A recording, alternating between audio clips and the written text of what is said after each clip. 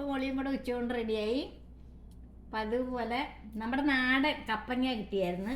കപ്പങ്ങ ഞങ്ങൾക്ക് വേണമെന്നില്ലായിരുന്നു, പക്ഷേ ഇവിടെ ഇവരങ്ങനെ കൂടുതൽ കഴിക്കാത്ത കാരണം കപ്പങ്ങ കിട്ടിയായിരുന്നു. കപ്പങ്ങയും താളും കിട്ടിയായിരുന്നു. താളും എല്ലാം കൂടെ വെച്ച്. അപ്പം എല്ലാവരും പറയണം മോളിയമ്മ ചോറുണ്ണണ കാണില്ല എന്ന് പറയും. ഫോണിലൊക്കെ വിളിക്കുമ്പോൾ പറയും അവരുടെ ചിലപ്പോൾ ഞാൻ ചോറുണ്ണാതെ ഇരിക്കുകയാണ്, അവരവരുടെ ആകുലതയായിരിക്കും ചിലപ്പോൾ പറയണത്. എല്ലാവരോടും സ്നേഹമുണ്ട്.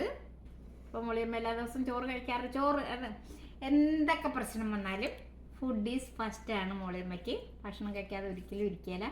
ദുഃഖം വന്നാലും സങ്കടം എന്ത് വന്നാലും വേണ്ടിയില്ല, ഭക്ഷണം കഴിക്കും. ഉറക്കവും ദൈവാധീനം കൊണ്ട് ഉറക്കവും ഉണ്ട്. പിന്നെ മീൻ ഓലപ്പുടവനാണോ എന്തോ, ഓലപ്പുടവനാണ് മീൻകറി.